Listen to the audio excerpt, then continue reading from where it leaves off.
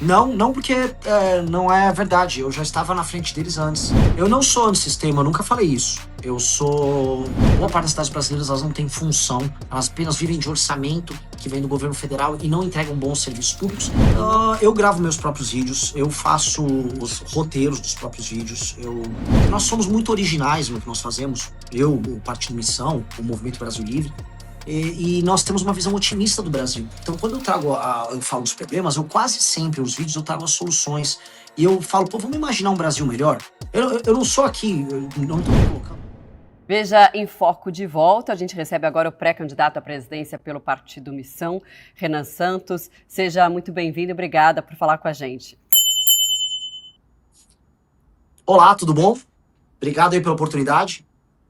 Boa noite. Bom, o senhor ainda é um nome desconhecido do ponto de vista nacional, e só que depois que teve aquela revelação da relação do Flávio Bolsonaro com o Daniel Vorcaro, o senhor apareceu em terceiro lugar na pesquisa Atlas, né, na frente de nomes conhecidos como Romeu Zema e Caiado. Foi uma surpresa? Não, não porque não é verdade. Eu já estava na frente deles antes. Eu já estava crescendo também antes da revelação. Não sou fruto dos erros do Flávio de maneira alguma. Na verdade, eu já estou em terceiro na pesquisa Atlas desde março. E aí eu já tinha ultrapassado eles antes. E eu estou numa curva de subida anterior a esse processo. Tanto que eu estaria atingindo esses números com ou sem o Flávio. Então, eu já esperava. Né? Minha meta era chegar a coisa de 10 a 12% até as vésperas da eleição, lá para agosto, e eu vou alcançar essa meta. E o senhor, de qualquer jeito, com essa revelação, né, por mais que o senhor já está citando aí a questão da Atlas, que o seu nome já vinha à frente, essa revelação, de alguma forma, abre mais espaço para outro nome da direita crescer, enfim, e se viabilizar para um segundo turno? Abre, no caso, mais para mim, porque os demais pré-candidatos de direita, o Zema e o Caiado, eles se colocam como auxiliares do Flávio. E eles se reuniram, inclusive, recentemente com o Flávio, gravam vídeos. O Zema já se colocou novamente como opção de parceiro, de vice com o Flávio. Então fica aquela coisa esquisita em que o Zema diz que é imperdoável o que o Flávio fez, mas ele topa ser vice de um cara. Então é perdoável, não é imperdoável. Né? Então eu acho uma situação muito complicada. Na verdade, tanto o Zema quanto o Caiado, eles tentaram construir a reputação deles como líderes políticos como auxiliares do bolsonarismo. Nunca fizeram crítica aos Bolsonaro. E aí isso está cobrando um preço agora. Eles não conseguem se estabelecer como lideranças justamente nesse momento em que o bolsonarismo mostra toda a sua fragilidade. E eu não sei como eles vão resolver isso. Para mim, que estou firmando uma liderança que é crítica a qualquer grupo político que se envolve em escândalo de corrupção, para mim é natural, vamos dizer, esse encaminhamento. Então, onde sou conhecido, especialmente dos mais jovens, as pessoas mais bem informadas, eu já estou numa posição bem, bem boa. E, Renan, bom, o senhor é um crítico do bolsonarismo, né? Não só do presidente Lula, mas dentro do seu espectro político que é a direita, o senhor é um crítico do bolsonarismo. Queria saber onde que o bolsonarismo errou na sua avaliação. Nossa, então prepare uma live de 3 horas. Foram muitas coisas. O bolsonarismo, primeiro, é um movimento sectário dentro da sociedade civil. Ele é um movimento que ele é oco em termos de perspectiva de Brasil, em termos de ideias. Então, não adianta você chegar ao poder por ser popular junto a uma parte do eleitorado e não saber o que fazer quando você chega no poder. Terceiro, que a família Bolsonaro já estava envolvida em escândalos de corrupção antes mesmo de chegar no governo em 2019. E essa corrupção pretérita, especialmente do Flávio, cobrou um preço. Tanto que o Bolsonaro teve que destruir a Operação Lava Jato, o próprio aparato de investigação do Estado brasileiro, num acordo com a STF para salvar o Flávio.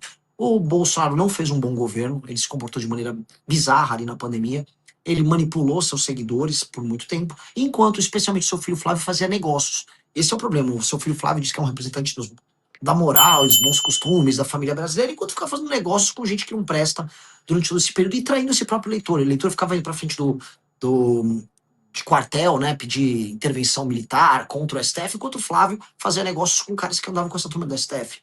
E aí, cara, isso é insustentável. Né? Isso é um projeto político insustentável que se baseia na mentira, especialmente na mentira sobre idosos. Você ficar enganando os senhores e senhoras de idade, que é o que o Flávio faz, que o bolsonarismo faz, eu acho uma das coisas mais canalhas. É a versão política do escândalo do INSS. Porque o escândalo do INSS era uma forma de enganar idosos para tirar dinheiro deles. O Flávio Bolsonaro basicamente enganar idosos para tirar voto deles. Eu acho isso horrível.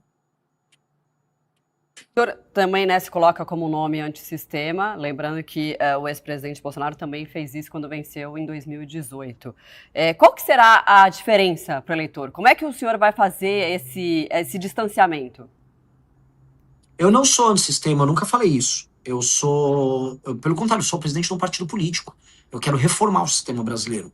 Eu estou fora desses jogos escrotos que tem na política brasileira, troca de favores dos mais baixos, escândalo de corrupção. Eu não tenho nada a ver com isso. Mas eu não sou um antissistema. Quando a gente tocou o impeachment da Dilma Rousseff, não apenas nós fizemos a parte das ruas, mobilizamos as pessoas, mas nós fomos até o parlamento negociar com as lideranças dos partidos políticos para obter a maioria para fazer o impeachment. Então, eu não gosto desse rótulo, nunca tive rótulo. O rótulo que cabe em mim eu sou um reformista radical. Eu quero fazer reformas radicais naquilo que a gente chama de sistema, para fazer o que ele opera em favor dos brasileiros e não mais a favor de uma minoria em Brasília. Que tipo de reforma radical? Qual seria a principal? São muitas, desde reformas que vão no campo fiscal e econômico, reforma de competitividade, até uma reforma profunda no sistema penal, uma reforma no sistema persecutório do Estado brasileiro para enfrentar o crime organizado, uma reforma que tem um impacto político, uma reforma de gestão das cidades brasileiras.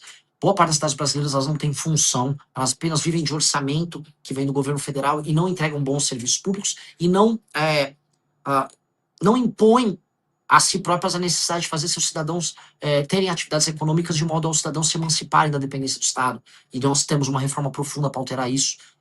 Esses são 3 exemplos que eu coloco aqui de reformas que alterariam toda a dinâmica política, econômica e social do Brasil.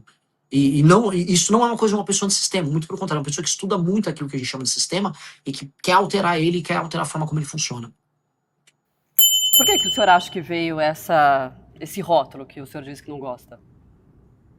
Porque é um rótulo. Não digo que é um seu, acho que você é uma jornalista séria, mas muita gente na internet é preguiçosa em fazer pesquisa. E aí acha, ele é um cara antissistema. Porque eu sou de um movimento político, não sou do partido do Kassab. Eu acho que só tem preguiça nisso, de parte da imprensa ou parte da análise política. O Renan é antissistema. É igual pessoas que me comparam ao Pablo Marçal, que é um estelionatário. Não tem nada a ver com isso. Candidato de direita, como que o senhor se definiria, né? Dentro da direita, quais que são os seus propósitos? Enfim, o que o senhor mais acredita como uma mudança de fato, se, claro, for eleito presidente nesse ano? Eu acho assim, quando a gente estuda, vamos dizer, quando a gente tem uma leitura política do que é o nosso grupo político, tanto o movimento quanto o partido, nós podemos ser classificados de maneira clássica como um grupo de direita. Né? Lei e ordem, a ideia de que boas hierarquias fazem bem para uma sociedade, a ideia de que existe um sistema de valores e de uma tradição que nos define como povo e que precisam ser mantidas. Então, isso nos coloca mais no campo da direita, mas isso nos torna dogmáticos. Eu vou dar um exemplo. A nossa reforma das cidades brasileiras, do Estado brasileiro, que é a Lei de Responsabilidade Gerencial, ela encontra eco, vamos dizer, na administração do Japão e na administração de algumas províncias na própria China. Ou seja, não importa se isso é mais à direita ou mais à esquerda, boa parte das políticas que a gente adota, elas são adotadas em nações que têm um perfil mais à direita, outras que vão ter um perfil mais à esquerda. Quando a gente olha, por exemplo, políticas educacionais, eu vou encontrar bons exemplos na Finlândia, eu vou encontrar bons exemplos em Singapura, eu vou encontrar bons exemplos na China. Então, não ser dogmático é bem importante, porque a gente tem bons exemplos de várias correntes de pensamento ao redor do mundo. A gente quer pegar o que funciona e colocar no Brasil. O senhor pensa em alguma possibilidade de compor uma chapa com outro nome da direita? Em que sentido? Sim. De ser cabeça eu jamais ou serei vice? Ok. Eu não jamais seria vice em nada. Nada, absolutamente nada. Bom, se alguém quiser ser vice, aí tem que me procurar. Sim, o senhor vê essa possibilidade? Essa se alguém conversa, quiser, essa aí tem que me abertura? procurar. Não, sim.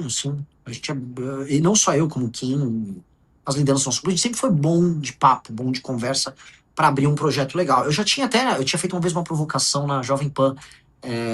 Falei pro Caiado e o Zema, vamos sair dessa velharia de bolsonarismo.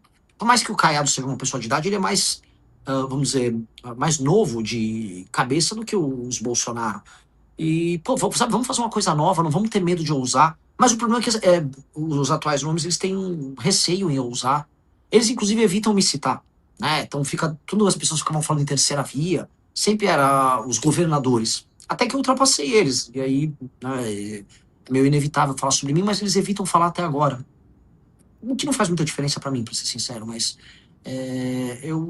lógico que eu gostaria de conversar, eu acho que todos eles têm alguma coisa a agregar, e no projeto que a gente tem pro Brasil, a gente vai precisar fazer uma coalizão com todo o Brasil que trabalha e produz, e isso incluiria políticos que, a despeito de algumas discordâncias pontuais que eu posso ter aqui e ali, eles agregariam demais. O Caiado foi um bom governador em Goiás, efetivamente o Leite foi um bom governador no Rio Grande do Sul, Ratinho não diria com a mesma energia, mas o Zema tem alguns pontos positivos para trazer do governo de Minas Gerais. Então, sim, a gente toparia sentar e conversar e compor um projeto comum de Brasil. Mas, naturalmente, o projeto é o nosso. Até porque, vou dar um exemplo. Estou aqui com o livro Amarelo, né, que é o programa nosso. A gente publicou 6 livros com estudos e projetos para o Brasil.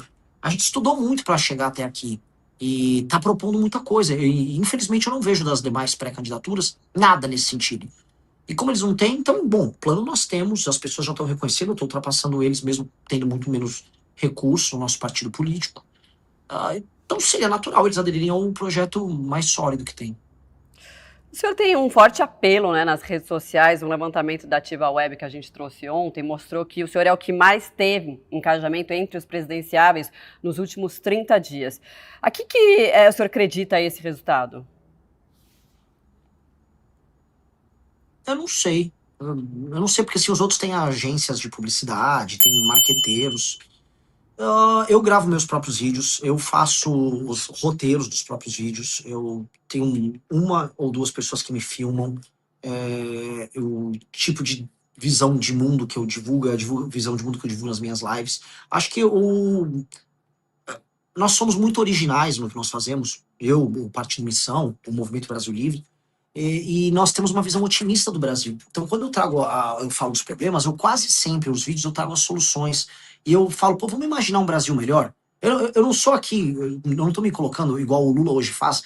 Pelo menos eu não sou um Bolsonaro. Ou igual o Flávio faz, que eu não sou Lula. Olha, eu sou horrível, tá? Mas, pô, pelo menos eu não sou Lula. Eu falo, não, tem um Brasil maravilhoso para a gente construir. Nós somos potencialmente uma das 5 maiores nações do mundo. Dá para o Brasil se tornar uma dessas 5 maiores nações do mundo. Dá para a gente desfavelizar o Brasil. Dá para a gente ter investimento em infraestrutura. Dá para o Brasil ser economicamente um país complexo em muitos termos. E não só exportador de commodities. Dá para a gente destruir o crime organizado. Dá para a gente fazer todas essas coisas. E quando você traz essa visão otimista, aí você traz as pessoas para um caminho que não é o caminho só da treta por si só, mas um caminho otimista e, vamos dizer, construtivo, imaginativo. E eu acho que isso é muito sedutor, no melhor sentido do termo. É muito sedutor você pensar que, pô, em vez de eu ficar brigando aqui, tem um louco, um tal de Renan, falando de propostas sérias, ambiciosas e possíveis para o meu país. E aí você começa a conquistar, inclusive, as pessoas e os lugares do Brasil que estão mais céticos. No Nordeste foi isso, sabe? Ir para os lugares que não tem menos atividade econômica, que tem uma pobreza geral, falar, cara, dá para o Maranhão ser um baita estado. Imagina você falar isso pro Maranhão. Maranhão hoje é o oposto do baita estado. Maranhão hoje é o pior estado para se viver no Brasil. É horrível hoje morar no Maranhão. E você falar, não, tem muita potencialidade, mas tudo isso está sendo travado pelas escolhas políticas de uma elite local horrorosa que vocês têm. E ao trazer esse tipo de diálogo, você começa a construir algo. Então é uma pré-campanha muito construtiva, assim, e ambiciosa nesse sentido. E a gente conseguiu refletir isso nos nossos conteúdos, e aí o desempenho em redes, ele vai. Porque se você olhar direitinho, eu não sou um provocador, eu não sou um cara que faz vídeos, vamos dizer, ou produz conteúdos, ou vai encontrar jornalistas para lacrar. Eu não tô lacrando em ninguém. Eu tô tentando ser o mais honesto e preciso possível. Muito bem, a gente conversou com o Renan Santos, pré-candidato à presidência pelo Partido Missão, também presidente do partido. Muito obrigada e até uma próxima. Boa noite. Muito obrigado. Boa noite.